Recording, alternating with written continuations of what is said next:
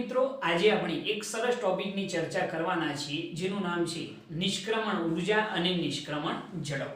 એની અંદર સૌપ્રથમ આપણે વાત કરીએ નિષ્ક્રમણ ઉર્જાની કે નિષ્ક્રમણ ઉર્જા કોને કહેવાય. નિષ્ક્રમણ ઉર્જા તો બહુ સરસ ટોપિક છે, ધ્યાનથી એને સમજજો કારણ કે જબરજસ્ત એવું યુઝફુલ પણ ગણી શકાય. બરોબર છે? ઓકે, હવે એના માટે આપણે એવું વિચારીએ કે સપોઝ હું તમને એમ કહું કે તમારા હાથમાં એક પથ્થર છે અને પથ્થરને તમે આકાશમાં ફેંકો. તો તમે આકાશમાં ફેંકશો તો શું થશે ભાઈ? એ અમુક મહત્તમ ઊંચાઈ પ્રાપ્ત કરશે અને પાછું ક્યાં આવશે? જમીન પર આવશે. જમીન પર કેમ આવે તમને ખબર છે કે પૃથ્વીનું જે ગુરુત્વાકર્ષી બળ છે એના લીધે પાછું ક્યાં આવે છે? જમીન પર. હવે હું તમને એમ કહું કે જે વધારે ઝડપથી ફેંકો તો એ વધારે ઊંચાઈ પ્રાપ્ત કરશે પરંતુ પાછું ક્યાં આવશે? જમીન પર આવશે. હજી વધારે ઝડપથી ફેંકો તો હજી વધારે ઊંચાઈ પ્રાપ્ત કરશે પરંતુ પાછું ક્યાં આવશે? જમીન પર આવશે. હજી આપણે એટલી ઝડપથી ફેંકીએ કે જેથી એ પૃથ્વીના ગુરુત્વાકર્ષી ક્ષેત્રમાંથી બહાર ફેંકાઈ જાય, પાછો જમીન પર આવે જ નહીં, તો એ ઝડપને શું કહેવામાં આવશે? નિષ્ક્રમણ ઝડપ. મેં તમને શું કહ્યું કે સમજી લો કે આ આપણી પૃથ્વી છે. પૃથ્વી પર તમે અહીંયા આગળ એક પથ્થર લઈને ઊભા છો. હું તમને એમ કહું છું કે ચલો ભાઈ આને અમુક ઊંચાઈએ ફેંકો.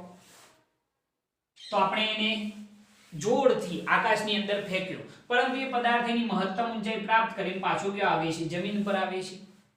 મેં હજી કહ્યું કે હજી વધારે ઝડપથી ફેંકો તો તમે વધારે ઝડપથી ફેંકશો તો એ વધારે ઊંચાઈ પ્રાપ્ત કરશે પરંતુ પાછો ક્યાં આવશે? જમીન પર જ આવશે. હજી વધારે ઝડપથી ફેંકો તો એ વધારે ઊંચાઈ પ્રાપ્ત કરશે પરંતુ પાછો ક્યાં આવશે? જમીન પર આવશે કારણ કે પૃથ્વીનું ગુરુત્વાકર્ષી બળ એને પાછું ખેંચી લે છે. હવે એક ઝડપ એવી આવશે, હજી આપણે એક ઝડપ એવી ફેંકીએ કે જેથી એ પૃથ્વીના ગુરુત્વાકર્ષી ક્ષેત્રમાંથી શું થાય ભાઈ? બહાર ફેંકાઈ જાય, તો ફરીથી એ પાછો કદાપી પૃથ્વી પર આવશે નહીં. અને એ જે ઝડપ હશે એને શું કહેવાય છે? નિષ્ક્રમણ ઝડપ. આ તો આપણે એક ઉદાહરણ લીધેલું છે. આપણે પોતાના હાથથી એટલી ઝડપ પ્રાપ્ત કરી શકતા નથી કે આપણે એની નિષ્ક્રમણ ઝડપ સુધી પહોંચી શકીએ. આપણે જે રોકેટ લોન્ચ કરીએ છીએ, ઉપગ્રહો લોન્ચ કરીએ છીએ, એ બધા નિષ્ક્રમણ ઝડપ અથવા એના કરતાં વધુ ઝડપથી લોન્ચ કરવામાં આવે છે. તો જે પૃથ્વીના ગુરુત્વાકર્ષી ક્ષેત્રમાંથી બહાર જતા રહેશે. બરોબર છે? અને પછી પૃથ્વીની આસપાસ વર્તુળાકાર કક્ષામાં ભ્રમણ કરી શકે છે. બાકી તો શું થાય ભાઈ? ગુરુત્વાકર્ષી ક્ષેત્ર સુધી જ જાય તો પાછા એ ક્યાં આવી જાય? જમીન પર જ આવી જાય, જેવું આ પથ્થરની સાથે થાય છે. બરોબર? તો આપણે એ ઉર્જાની વાત કરવાના છે. બરોબર? કે જે ઉર્જાથી આ જે પદાર્થ છે પૃથ્વીના ગુરુત્વાકર્ષી ક્ષેત્રમાંથી બહાર ફેંકાઈ જાય એ લઘુત્તમ ઉર્જાને શું કહેવામાં આવશે? નિષ્ક્રમણ ઉર્જા. અને જે ઝડપ હશે એને શું કહેવામાં આવશે? નિષ્ક્રમણ ઝડપ. આપણે આ બંનેની વાતો અહીંયા કરવાના છીએ. તો સૌપ્રથમ આપણે વાત કરીએ કે નિષ્ક્રમણ ઉર્જા કેટલી હોય અને એનું સૂત્ર શું બને છે. ઓકે, તો એના માટે આપણે એક ધારણા કરીએ કે ધારો કે આ આપણી પૃથ્વી છે. પૃથ્વીનું દર આપણે ધારી લઈએ કે m જેટલું છે અને પૃથ્વીની જે ત્રિજ્યા છે એ પૃથ્વીની ત્રિજ્યા આપણે કહી દઈએ r e જેટલી છે. આ પૃથ્વીનું કેન્દ્ર છે. સપોઝ આપણે પૃથ્વીની સપાટીથી h જેટલી ઊંચાઈએ, પૃથ્વીની સપાટીથી h જેટલી ઊંચાઈએ એક m દરનો પદાર્થ અહીંયા આગળ મૂકેલો છે. કેટલી ઊંચાઈએ? h જેટલી. બરોબર? તો પૃથ્વીના કેન્દ્રથી આ m દરના પદાર્થનું અંતર કેવું હોય? તો એ અંતર કેટલું થાય? આ અંતર કેટલું થાય? તમે કહી શકો છો કે સાહેબ re પ્લસ શું થશે? h. અહીંયા આગળ આપણે આ ઊંચાઈ કેટલી કરી છે? પૃથ્વીની સપાટીથી h જેટલી ઊંચાઈ આ m દરનો પદાર્થ છે. બરોબર? પૃથ્વીની સપાટીથી આ m દરના પદાર્થની જે ઊંચાઈ છે કેટલી છે? h. તો પૃથ્વીના કેન્દ્રથી આ m દરના પદાર્થનું અંતર કેટલું થાય? તો સપોઝ આપણે સ્મોલ r કહી દઈએ. કેટલું કહી દઈએ? Small r. તો અહીંયા આગળ આપણે જે ધારણા કરી છે અહીંયા લખીએ કે ધારો કે પૃથ્વીનું દર me અને ત્રિજ્યા કેટલી છે? re છે. પૃથ્વીના કેન્દ્રથી સ્મોલ r અંતરે m દળનો પદાર્થ સ્થિર પડેલ છે. m દળનો પદાર્થ કેવો પડેલો છે? તો સ્થિર પડેલ છે। આપણે એક એવી ધારણા કરીએ જો r બરાબર આપણે શું કહી દઈએ તો re h થશે। કેન્દ્રથી અંતર જે છે પૃથ્વીના કેન્દ્રથી r જેટલા અંતરે આ જે m દળનો પદાર્થ છે એ r બરાબર શું કહેવાય તો re h। તો પેલા આટલી વસ્તુ ક્લિયર થાય।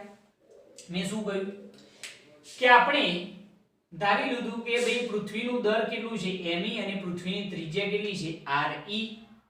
પૃથ્વીની સપાટી પરથી h જેટલી ઊંચાઈએ પૃથ્વીની સપાટી પરથી h જેટલી ઊંચાઈએ એક m દળનો પદાર્થ આપણે મૂકેલો છે જે સ્થિર પડેલો છે। તો આપણે એમ કહી શકીએ છીએ કે પૃથ્વીના કેન્દ્રથી m દળના પદાર્થનું અંતર કેટલું છે r અને re બરાબર શું કહેવાશે તો re h કહેવાશે। જે વસ્તુ મેં અહીંયા નોટ કરેલી છે કે ધારો કે પૃથ્વીનું દર me અને ત્રિજ્યા કેટલી છે re છે। પૃથ્વીના કેન્દ્રથી r જેટલા અંતરે m દળનો પદાર્થ સ્થિર પડેલો છે તો r બરાબર શું થઈ ગયું re h થઈ ગયું। ઓકે, હવે આ m દળનો પદાર્થ સ્થિર પડેલો છે તો આપણે કેન્દ્રથી r અંતરે આ m દળના પદાર્થની કુલ ઊર્જા જો શોધવી હોય તો એ કેટલી થાય તો સ્થિર પડેલો છે એટલે ગતિ ઊર્જા જો આપણે કહેવી હોય તો ગતિ ઊર્જા k બરાબર કેટલી થઈ જાય 0। કારણ કે સાહેબ એ કેવો પડેલો છે સ્થિર પડેલો છે। જો આ પદાર્થની સ્થિતિ ઊર્જા કહેવી હોય તો સ્થિતિ ઊર્જા u બરાબર શું થઈ જાય -g પૃથ્વીનું દર me પદાર્થનું દર m અને કેન્દ્રથી અંતર કેટલું છે r જેટલું। એટલે આપણે એની સ્થિતિ ઊર્જા કેવી હોય તો u બરાબર -g me m अपन r બરાબર શું લખાય તો re h। આ એની શું થઈ જશે સ્થિતિ ઊર્જા અને આ જે થઈ એની શું છે ગતિ ઊર્જા।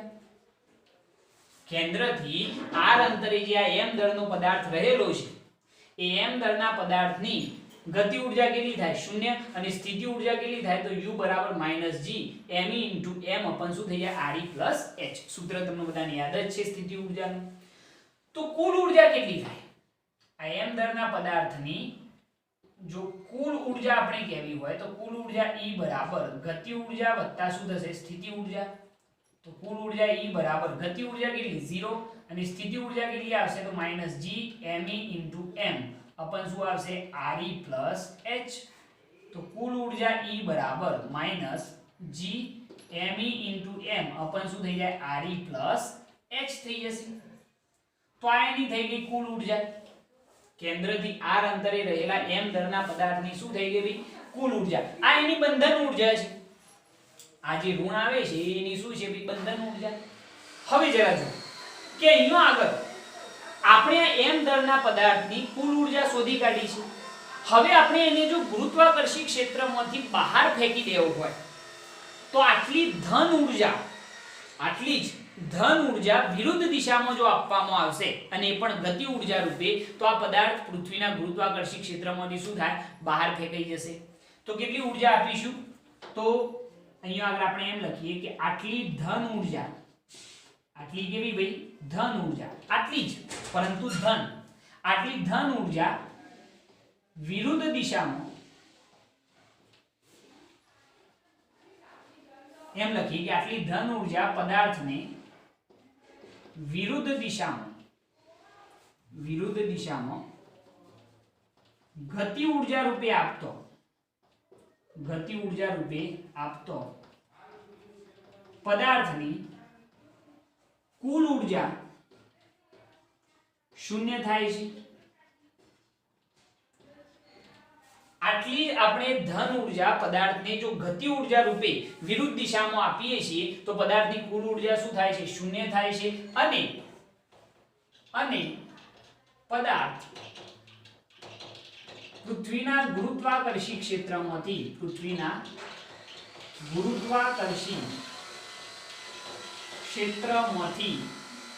શું થાય છે છટકી જાય છે। બરોબર છે। આ ઊર્જાને આ ધન ઊર્જાને શું કહેવામાં આવે છે નિષ્ક્રમણ ઊર્જા। આ ધન ઊર્જાને શું કહેવામાં આવે છે નિષ્ક્રમણ ઊર્જા કહે છે। અને નિષ્ક્રમણ ઊર્જાનું જો સૂત્ર કેવું હોય તો E બરાબર +g me m अपन શું થઈ જશે તો re h। આ જે ઊર્જા મળે છે એને શું કહેવામાં આવે છે? નિષ્ક્રમણ ઊર્જા.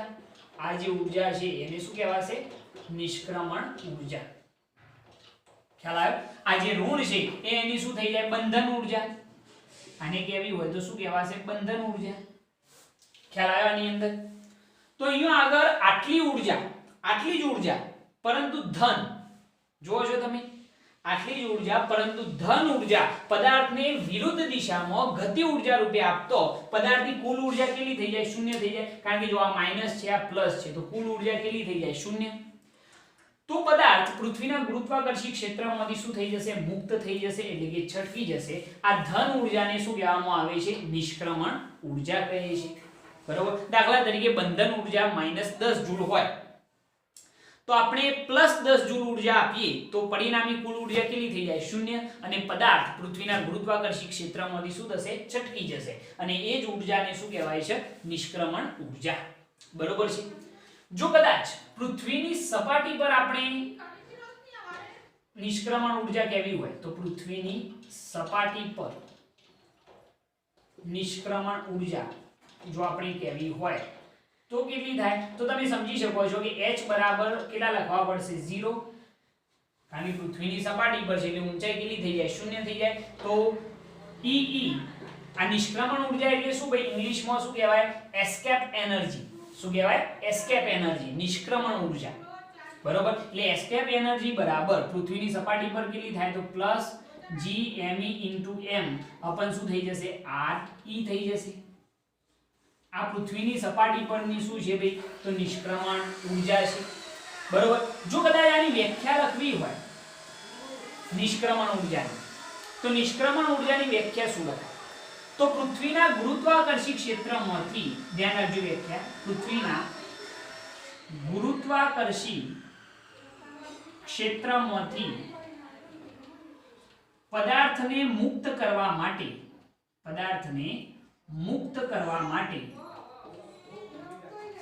આપવી પડતી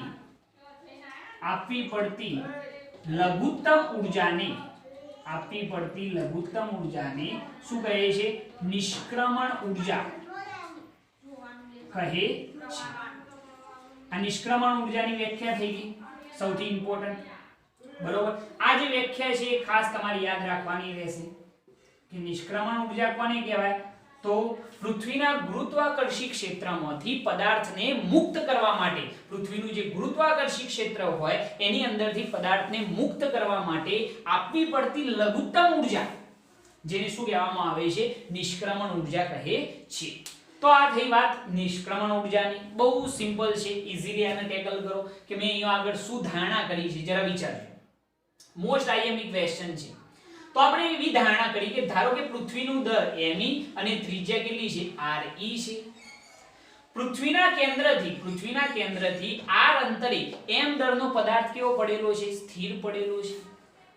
તો આ m દરના પદાર્થની કુલ ઊર્જા કેટલી થાય?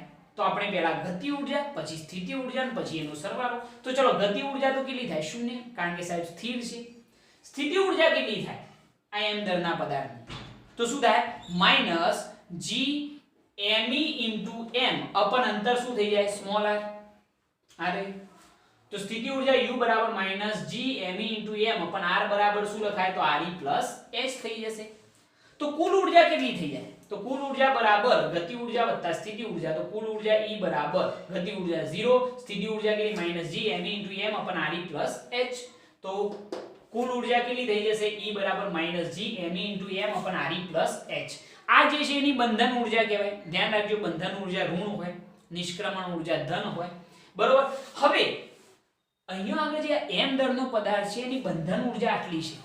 હવે એને બંધનમાંથી મુક્ત કરવો હોય, આ બંધન ઊર્જા છે, બંધનમાંથી જો મુક્ત કરવો હોય એટલે કે ગુરુત્વાકર્ષી ક્ષેત્રમાંથી એને છટકી જવું હોય, મુક્ત કરવો હોય, તો એના માટે આટલી ઊર્જા પરંતુ વિરુદ્ધ દિશામાં ધન ઊર્જા, આટલી ધન ઊર્જા વિરુદ્ધ દિશામાં પદાર્થને જો ગતિ ઊર્જા રૂપે આપવામાં આવશે. સ્ટેટમેન્ટ સમજજો. આટલી ધન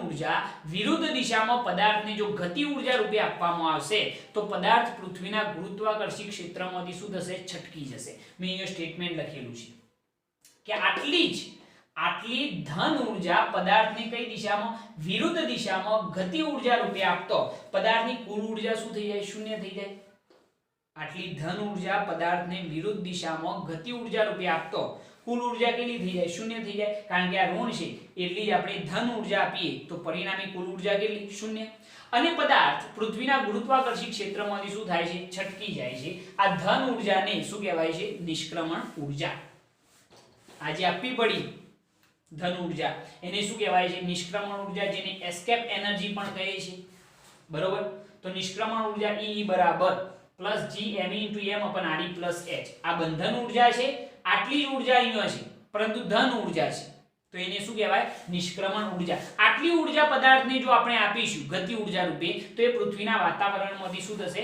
સોરી ગુરુત્વાકર્ષી ક્ષેત્રમાંથી મુક્ત થઈ જશે આ એની નિષ્ક્રમણ ઉર્જા છે જો કદાચ પૃથ્વીની સપાટી પર નિષ્ક્રમણ ઉર્જા કેવી હોય તો h બરાબર કેટલા લખી દેવાના 0 તો પૃથ્વીની સપાટી પર નિષ્ક્રમણ ઉર્જા શું થઈ જાય + G m * m / શું થઈ જાય Re ક્લિયર આટલી વસ્તુ અને એની વ્યાખ્યા ખાસ યાદ રાખવાની કે પૃથ્વીના ગુરુત્વાકર્ષી ક્ષેત્રમાંથી પદાર્થને મુક્ત કરવા માટે આપવી પડતી જરૂરી લઘુત્તમ ઉર્જાને શું કહેવામાં આવે છે નિષ્ક્રમણ ઉર્જા બરોબર છે પૃથ્વીના ગુરુત્વાકર્ષી ક્ષેત્રમાંથી પદાર્થને મુક્ત કરવા માટે આપવી પડતી લઘુત્તમ ઉર્જાને શું કહેવાય છે નિષ્ક્રમણ ઉર્જા ઘણી વખત એને બંધન ઉર્જા પણ કહે છે ઓકે તો આ નિષ્ક્રમણ ઉર્જાની વાત થઈ ગઈ આને નોટ કરી લ્યો આને એક્ઝેક્ટ સમજી લ્યો એના પછી આપણે નિષ્ક્રમણ ઝડપની ચર્ચા કરીએ કે નિષ્ક્રમણ ઝડપ કઈ રીતે સમજી શકાય ઓકે હવે આપણે વાત કરીએ નિષ્ક્રમણ ઝડપ જેને આપણે VE વડે દર્શાવીશું એસ્કેપ વેલોસિટી જેને કહે છે નિષ્ક્રમણ ઊર્જાને આપણે કોના વડે દર્શાવી હતી EE એસ્કેપ એનર્જી અને નિષ્ક્રમણ ઝડપ હોય તો એસ્કેપ વેલોસિટી કહેવામાં આવશે હવે નિષ્ક્રમણ ઝડપ કઈ રીતે શોધી શકાય તો સિમ્પલ વસ્તુ આપણે જે ચર્ચા કરી એના ઉપરથી જ આપણે વિચારવાનું છે કે ધારો કે પૃથ્વીના કેન્દ્રથી r અંતરે રહેલ m દરના પદાર્થની કુલ ઉર્જા જો આપણે કેવી હોય તો કુલ ઉર્જા E બરાબર ગતિ ઉર્જા વત્તા શું આવશે સ્થિતિ ઉર્જા આપણે પહેલા શોધેલી છે ભાઈ ગતિ ઉર્જા કેટલી હોય 0 કારણ કે પદાર્થ સ્થિર હશે અને સ્થિતિ ઉર્જા કેટલી હોય -G m * m / શું થઈ જાય Re + H આની અંદર તો કોઈ કન્ફ્યુઝન નહીં બરોબર છે કારણ કે અંતર કેટલું થાય Re + H જેટલું થાય બરોબર ઓકે હવે જરા જુઓ કે અહીંયા આગળ આપણે E બરાબર જો કહેવા હોય અથવા તો પહેલા એવું લખવું હોય તો એમ લખો કે સ્થિતિ ઉર્જા શું થઈ જાય -G m * m / અંતર કેટલું છે આ તો આ શું થઈ જશે -G m * m / r બરાબર શું લખાય Re + H તો આ કેન્દ્રથી r અંતરે રહેલા m દરના પદાર્થની કુલ ઉર્જા છે હવે આટલી ધન ઉર્જા જો આપણે પદાર્થને આપીશું તો કુલ ઉર્જા કેટલી થઈ જાય 0 અને પદાર્થ પૃથ્વીના ગુરુત્વાકર્ષી ક્ષેત્રમાંથી શું થઈ જશે મુક્ત થઈ જશે તો અહીંયા આગળ આપણે એવું લખીએ સ્ટેટમેન્ટ કે આટલી ધન ઉર્જા પદાર્થને આપતો કુલ ઉર્જા 0 થાય છે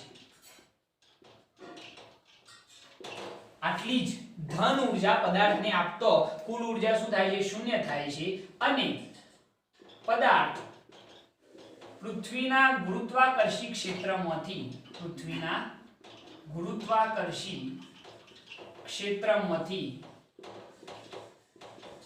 છટકી જાય છે અથવા તો મુક્ત થાય છે બરોબર અને આપવી પડતી જે લઘુત્તમ ઉર્જા છે એ EE બરાબર જેને આપણે નિષ્ક્રમણ ઉર્જા કહીએ છીએ અથવા તો અહીંયા પણ લખીએ અને પદાર્થ પૃથ્વીના ગુરુત્વાકર્ષી ક્ષેત્રમાંથી છટકી જાય છે આ ઉર્જાને શું કહેવામાં આવે છે નિષ્ક્રમણ ઉર્જા જે આપણે આગળ ચર્ચા કરી તો નિષ્ક્રમણ ઉર્જાનું સૂત્ર શું થાય એસ્કેપ એનર્જી બરાબર આટલી જ ઉર્જા પરંતુ ધન તો પરિણામે કુલ ઉર્જા શૂન્ય થઈ જાય અને પદાર્થ પૃથ્વીના ગુરુત્વાકર્ષણ ક્ષેત્રમાંથી શું થાય છટકી જાય પ્લસ g me m અપન શું થઈ જશે re પ્લસ h થઈ જશે। તો આ થઈ ગઈ નિષ્ક્રમણ ઉર્જા। હવે અહીંયા આગળ જરા સમજો, આને જ આપણે કહીશું નિષ્ક્રમણ ઉર્જા, બરોબર છે। હવે જરા સમજો કે આ ઉર્જા કયા સ્વરૂપે આપવી પડશે, તો સાહેબ ગતિ ઉર્જા સ્વરૂપે આપવી પડશે, બરોબર છે। તો જે પદાર્થ પૃથ્વીના ગુરુત્વાકર્ષણ ક્ષેત્રમાંથી છટકી જશે, નહીં તો છટકી શકવાની કોઈ સંભાવના નથી। તો અહીંયા આગળ આપણે એક સ્ટેટમેન્ટ એવું લખીએ કે આટલી ઉર્જા પદાર્થને કઈ ઉર્જા રૂપે, ગતિ ઉર્જા સ્વરૂપે અથવા તો ગતિ ઉર્જા રૂપે આપવી પડે છે। આટલી ઉર્જા પદાર્થને કઈ ઉર્જા રૂપે, તો સાહેબ ગતિ ઉર્જા રૂપે આપવી પડે છે, તો જ પદાર્થ ગુરુત્વાકર્ષણ ક્ષેત્રમાંથી છટકી જશે। તો આપણે અહીંયા આગળ લખવું હોય તો આટલી ઉર્જા ગતિ ઉર્જા રૂપે આપવાની છે, તો 1/2 mv², અહીંયા એસ્કેપ વેલોસિટી છે એટલે ve નો સ્ક્વેર લખીએ ઇઝ ઇક્વલ ટુ કેટલી આપવી પડશે, તો g me m અપન શું આવશે re પ્લસ h। આટલી ઉર્જા કઈ ઉર્જા રૂપે આપવી પડે છે, તો ગતિ ઉર્જા રૂપે, બરોબર છે। તો ગતિ ઉર્જા રૂપે આટલી ઉર્જા આપવી પડે છે, તો 1/2 mve² is equal to g me m અપન re plus h। તો mm શું થઈ ગઈ કેન્સલ, તો v² ને કરતા બનાવીએ જે આપણે શોધવાના છે, તો v² બરાબર શું થઈ જશે 2g me અપન re પ્લસ શું થઈ જશે h। તો આપણે એસ્કેપ વેલોસિટી જો શોધવી હોય ve, તો ve બરાબર શું થઈ જાય √2g me અપન શું આવે છે re પ્લસ h। આ જે ઉર્જા મળે છે, સોરી આ જે ઝડપ મળે છે એને જ કહેવામાં આવે છે નિષ્ક્રમણ ઝડપ। બસ ખાલી જે આપણી નિષ્ક્રમણ ઉર્જા છે એ ઉર્જા ગતિ ઉર્જા રૂપે આપવી પડે છે એટલું સમજો। આ જે નિષ્ક્રમણ ઉર્જા છે એ આપણે ગતિ ઉર્જા રૂપે આપીએ છીએ, તો 1/2 mv² બરાબર g me m અપન re plus h, mm cancel, તો v² બરાબર શું થઈ જાય 2g me અપન re plus h થઈ જાય છે। તો નિષ્ક્રમણ ઝડપ ve બરાબર √2g me અપન શું આવે છે re પ્લસ h। આ જે ઝડપ છે એને શું કહેવાય છે નિષ્ક્રમણ ઝડપ કહે છે। કદાચ જો પૃથ્વીની સપાટી પર આપણે શોધવી હોય તો પૃથ્વીની સપાટી પર નિષ્ક્રમણ ઝડપ જો આપણે કહેવી હોય તો એ કેટલી થાય, તો એના માટે આપણે h બરાબર કેટલા લઈ લઈશું 0, h બરાબર ઊંચાઈ કેટલી થઈ જાય 0, તો આપણે એસ્કેપ વેલોસિટી શું થઈ જશે √2g me અપન શું થઈ જાય re થઈ જશે। તો આ જે મળી એ પૃથ્વીની સપાટી પરની નિષ્ક્રમણ ઝડપ છે। આ કોના પરની છે, પૃથ્વીની સપાટી પરની નિષ્ક્રમણ ઝડપ છે। ઓકે, સૌથી મહત્વનું સૂત્ર આ છે। અહીંયા આગળ કદાચ જો આ સૂત્રને ગુરુત્વીય પ્રવેગના સ્વરૂપમાં લખવું હોય, ગુરુત્વ પ્રવેગના સ્વરૂપમાં લખવું હોય તો ગુરુત્વીય પ્રવેગ g બરાબર તમે જાણો છો g me અપન શું થાય re² થાય।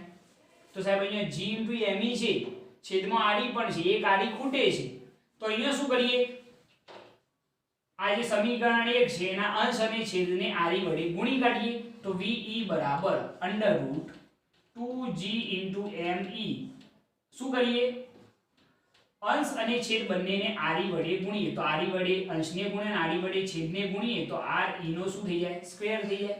હવે જરા જુઓ કે આ જે સ્ટેપ છે g me અપન re² એની જગ્યાએ તો શું લખાય ગુરુત્વીય પ્રવેગ g, તો એસ્કેપ વેલોસિટી નિષ્ક્રમણ ઝડપ ગુરુત્વીય પ્રવેગના સૂત્ર અનુસાર લખ્યું હતું 2 આની જગ્યાએ g શું આવશે re થઈ જશે, બરોબર 2g શું થઈ જાય re। ખ્યાલ આવી ગયો આની અંદર, બરોબર છે। અહીંયા re જે છે એ અહીંયા આગળ સંકેત આપણે સ્મોલ e લીધેલું છે, એની બહુ ચિંતા કરતા નહીં, બરોબર દરેક જગ્યાએ એ લીધેલું છે।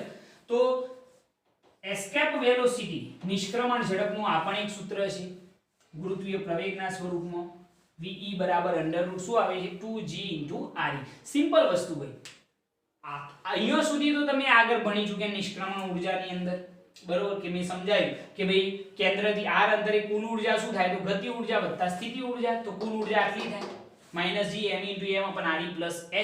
આટલી ધન ઊર્જા પદાર્થને આપતો કુલ ઊર્જા શું થઈ જાય શૂન્ય થઈ જાય અને પદાર્થ પૃથ્વીના ગુરુત્વાકર્ષી ક્ષેત્રમાંથી છટકી જાય અને આ ઊર્જાને શું કહેવાય એસ્કેપ એનર્જી મતલબ કે નિષ્ક્રમણ ઊર્જા +gm × h. પરંતુ આટલી ઊર્જા કયા સ્વરૂપે આપવાની ગતિ ઊર્જા સ્વરૂપે. આટલી ઊર્જા ગતિ ઊર્જા સ્વરૂપે આપવી પડે છે એટલે 1/2 mv² = gm × h. m cancel તો v² ને કરતા બનાવો તો સૂત્ર આ થઈ જશે 2g × h. તો એસ્કેપ વેલોસિટી નું સૂત્ર શું બનશે નિષ્ક્રમણ ઝડપ ve = √2gm / h થઈ જાય છે, જેને આપણે શું કહીએ છીએ નિષ્ક્રમણ ઝડપ.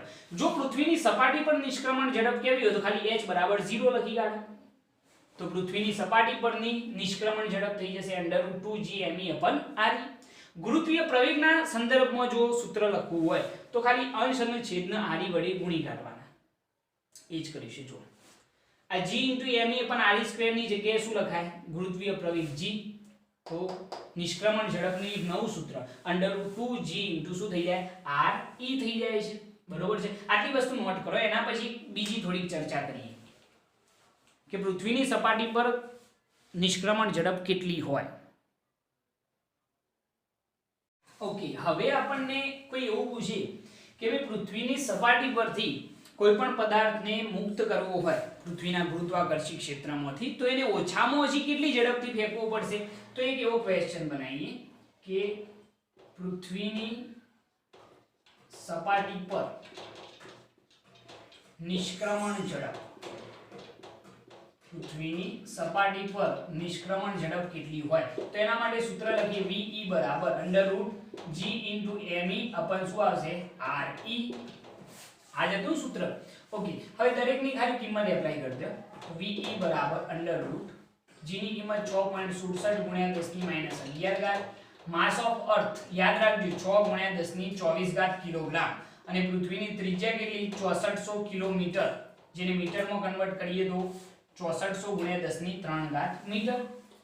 તો સાદરૂપ આપતો તમને જવાબ મળશે 11.2 કિલોમીટર પ્રતિ શું આવશે સેકન્ડ. આ પૃથ્વીની સપાટી પર શું છે ભાઈ નિષ્ક્રમણ ઝડપ. મતલબ કે કોઈ પણ પદાર્થને જો પૃથ્વીના ગુરુત્વાકર્ષી ક્ષેત્રમાંથી મુક્ત કરવો હોય તો એને ઓછામાં ઓછી 11.2 કિલોમીટર પ્રતિ સેકન્ડની ઝડપે ફેંકવો પડશે, તો જે પૃથ્વીના ગુરુત્વાકર્ષી ક્ષેત્રમાંથી બહાર ફેંકાઈ જશે, નહીં તો એ ફેંકાશે નહીં, બરોબર છે. એટલે આ યાદ રાખજો, MCQ માટે મોસ્ટ ઇમ્પોર્ટન્ટ છે કે પૃથ્વીની સપાટી પરથી કોઈ પણ પદાર્થને ગુરુત્વાકર્ષી ક્ષેત્રમાંથી બહાર ફેંકવો હોય તો એના માટે ઓછામાં ઓછી નિષ્ક્રમણ ઝડપ કેટલી 11.2 કિલોમીટર પ્રતિ સેકન્ડ. આનાથી વધારે હશે તો ચાલશે, ઓછી ચાલશે નહીં. ચંદ્રને વાતાવરણ નથી, એક બીજો ક્વેશ્ચન, ચંદ્રને વાતાવરણ કેમ નથી એનું રીઝન પણ હું તમને કહી દઉં. સિમ્પલ આઈડિયા છે. તો ચંદ્ર માટે જો નિષ્ક્રમણ ઝડપ કેવી હોય વેલોસિટી ઓફ એસ્કેપ એટલે કે એસ્કેપ વેલોસિટી ઓફ મૂન જો આપણે કેવી હોય ચંદ્રની નિષ્ક્રમણ ઝડપ તો એનું પણ સૂત્ર શું આવશે √g * માસ ઓફ મૂન / શું આવશે rm, બરોબર. હવે ત્રિજ્યા કોની લેવી પડશે તો ચંદ્રની ત્રિજ્યા લેવી પડશે. તમે આની કિંમત એપ્લાય કરશો તો તમને જવાબ મળશે લગભગ 2.3 કિલોમીટર પ્રતિ સેકન્ડ, બરોબર. કેટલી આવશે 2.3 કિલોમીટર પ્રતિ સેકન્ડ જેટલો જવાબ મળશે. હવે અહીંયા આગળ આ તમારે સીધી વેલ્યુએશન યાદ રાખવાની છે. માસ ઓફ મૂન આપણે લખવાનું નથી, પરંતુ કદાચ તમારે યાદ રાખવું હોય તો રાખી શકો છો. માસ ઓફ મૂન કેટલું થાય લખો, લખી કાઢજો 7.36 × 10⁻22.